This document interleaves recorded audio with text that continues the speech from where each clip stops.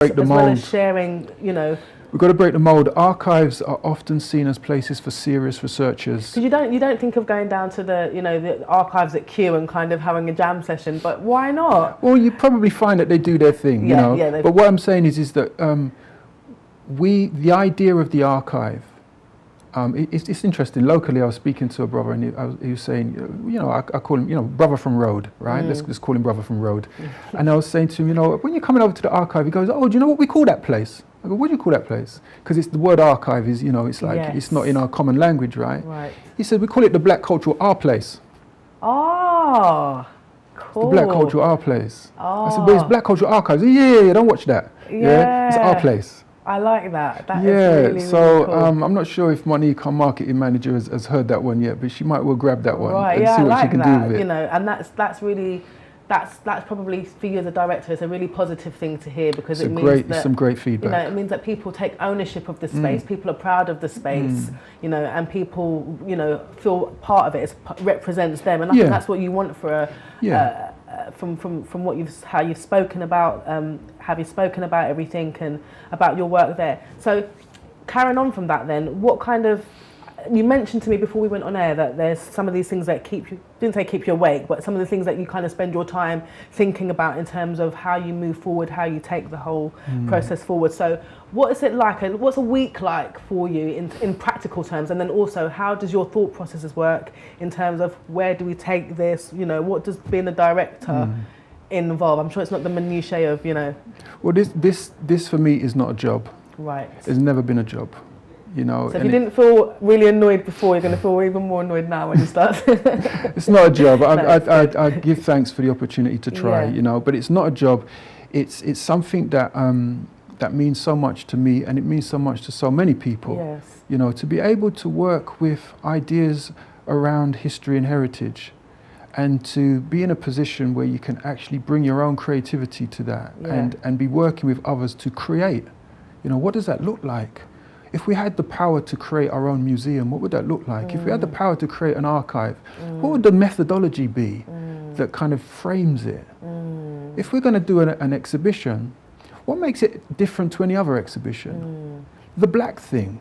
What is, you know, what difference does it make? What is that black thing? Why is it not just another archive that just does black stuff? So, do you know what I mean? It's like, I have, I don't know, sleepless nights. I mean, I think about these things. Yes, I must admit, 5 o'clock in the morning, the eyes open.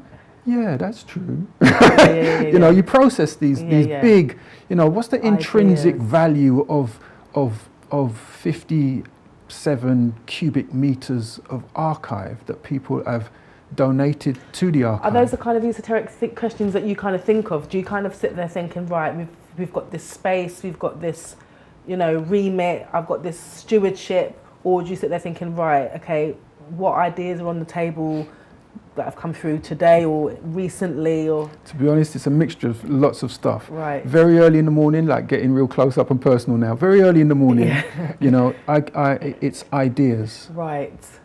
And that all happens possibly before I get to work. Right. Do you kind of write stuff down? Do you kind of go? I've learnt to write stuff down because I believe that, getting deep now, I believe that at those moments that you may well be thinking differently, or maybe listening as opposed to your own processes. You know, you're in a space where you're just coming out of sleep. That's true. Right. Kind of So the kind of things that come to you at that time, I think, may well be spiritual.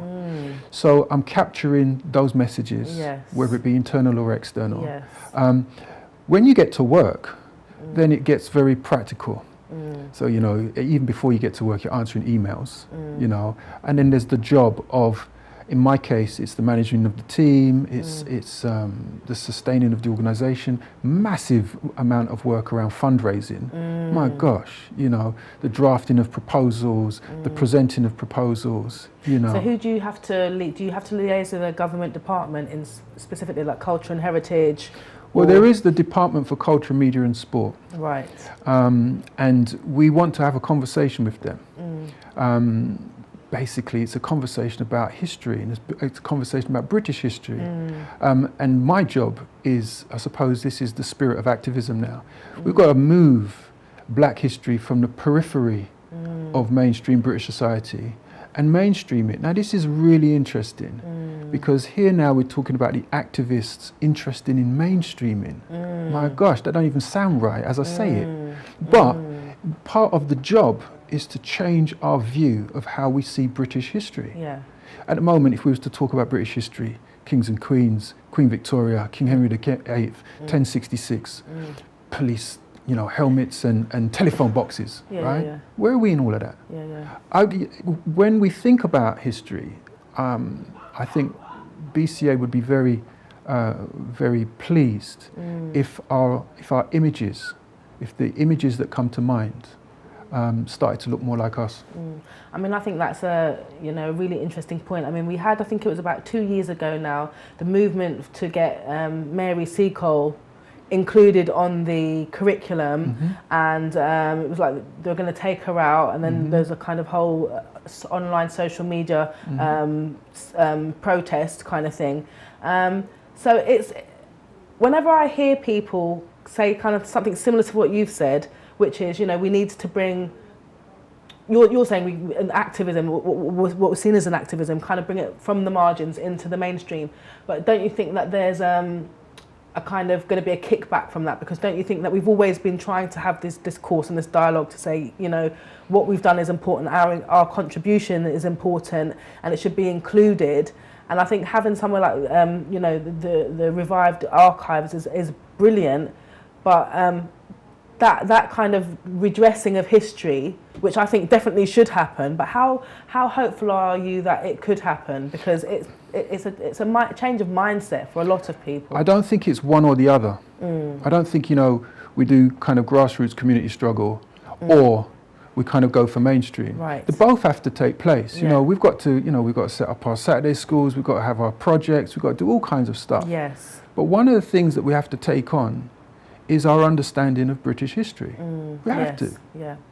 For most people, the idea of black people in Britain is something that goes back to the late 1940s, early 50s, the arrival of the Windrush and so on and so forth. Yes, yeah. And that's for people who consider themselves aware. Yes, yes. There's another level of people that are much more aware. Exactly. Right, yeah. but there are some people that think that that's when the history started, at the, post Second World War, the arrival of black people in Britain. They have no idea that this history goes back to the beginnings of this space as far as recorded history is concerned. Exactly, and that's such a sad thing when it comes down to a lot of black people and how we've kind of been miseducated, because by very virtue of the fact that we're all here on this planet, we must all have come from somewhere, right? So this history that's kind of not known by majority of the people that don't really understand their real place or a real sense of themselves within the context of the communities that they live in or the countries that they live in. And I think it's one of the major things that we need to address. So if we can kind of be coming together to continue that discourse and to, like you said, I think there was definitely a movement where you had more Saturday schools, you had more cultural awareness. And what seems to have happened is that in becoming a quote unquote colourblind society where it's not supposed to matter, what's happened is a lot of that has just been swept away, and the dialogue no longer even happens in many places. And I think you're right. I think it has to start from not just young people, but I think it has to happen quite quickly. I entirely agree, and I don't think that we can disconnect this conversation from real major issues that we face in society. Yeah. So we can now talk about mental health. Yes. We can now talk about, gun crime. We can talk about underachievement in education and all the different kind of representation. History and how we see ourselves is part of the formula. Yeah. We could well be talking about health now and mental health. Yeah. Imagine we have people walking about dressed in I don't know, whether it be suits and ties, going off into the corporate world and doing great things, or on road, doing whatever people do on road, right? And everything in between. The vast majority of which have no sense of the history of black people in Britain. How is that? So what are the prevailing values then? So we're suffering from amnesia. Yes. We are certainly suffering from amnesia, and my thoughts are that if we are to correct that, it doesn't just have an impact on us. It has an impact on everybody. Yeah. because now we start to kind of see people differently in terms of not just the struggles and the difficulties that we might be aware of, but also the accomplishments and the achievements that we can be proud of. How important is history? Obviously, it's clearly very important, but you'll obviously class yourself as one of those people who's very aware, probably has a much broader depth and understanding of history, black history across the diaspora, pre-slavery, all those kind of things. But how important do you think that it actually is in understanding some of the issues and problems that we do have in our communities, today? Quite seriously, way up there. It's way up there. You have food, water, air, all essentials for life. Way up there's got to be our sense of self and where we are in the world. What time is it? Actually, it's quite interesting because as you were speaking before, I was thinking about the Met Police and historic relationships within the black communities to the Met Police. And I know they've got this kind of, I haven't actually seen it, but they've got a documentary that's been, I think, aired in the last couple of weeks, kind of look at the Met Police. And I was watching something on YouTube with someone called Stafford Scott. I don't know if you know him Stafford. Or not. I don't know him personally, but I was watching, he was on, I think he was on one of George Galloway's shows or something like that. These are things I get into, people. And he was talking about the sanitized version of this program that's been put out on the BBC, which is kind of showing one side of the police, but really not showing the side of it that a lot of people in black communities experience, how they experience the police. And it's kind of not a whitewash, but it's just very much of a PR kind of exercise. And as you were speaking earlier about the importance of the historical legacy, I'm thinking about just that, even just that strand of legacy in terms of what we spoke about at the beginning, things like the Brixton riots, the things where the archives came from, that history of discontent and kind of not totally being accepted into mainstream society. So there's a kind of lot of things going around in my head as I say that, but I suppose my question is, what have you got in the archives at the moment with regards to relations with the police? What do you think about, I don't know if you've seen it, this show that has come out on the BBC, and the kind of response that Stafford Scott had to it, which was, it's just not reflective of, our experience, and if you're going to have the dialogue, we should be included in that dialogue, and we shouldn't be just kind of signed off as, because basically what they said is they called him in, but they definitely didn't want him to be part of this program.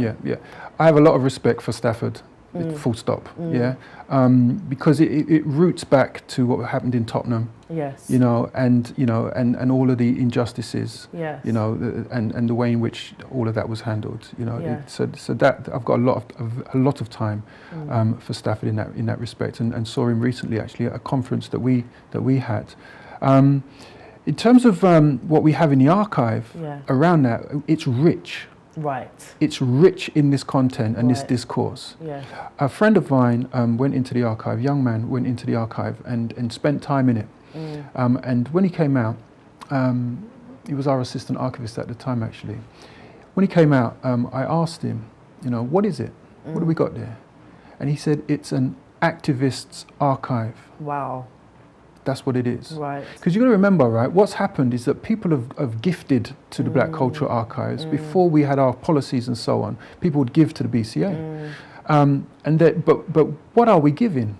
When you kind of have a look at it in totality, what is it that we think is important that we wish to give to the BCA around black presence? When we look at it, it's incredible contributions around activism, whether it be photographs, whether it be letters, publications, documentations, personal collections, all of this material. For example, we've got one collection, there's many actually that I could speak of, but one in particular, thinking of Ansel Wong's collection. Okay.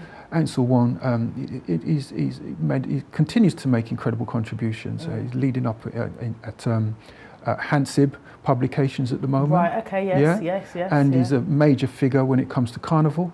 Okay. Anyway, within his collection, and he was quite a senior officer within the kind of public life, a civil servant.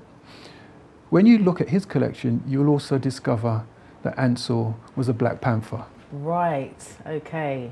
So this is where it kind of gets really, really interesting. Right. We think we know Ansel, Right. So is he keep hiding that under a bushel somewhere? Not at all. Okay. Not at all. It's within his collection. Unfortunately, we're kind of running out of time, and I could speak to you about so much more. And I'd love to hear about Ansel and his Black Panther days. Yeah. So I'll have to come and. Is that stuff in the archive now? Or is it something a bit that you've got? It's rich with that kind of content. Excellent. And hopefully we'll be having Martin Hoyle on soon, who's published by Hansard, but he writes a lot of books about, you know, slavery, the black experience and different things. But it's time for us to go now. So thank you for another week. It's me, Paul Reed, Director of Black Cultural Archives, and I'll see you back next week when I'll be back with Lester. And so have a great week, and I'll see you soon.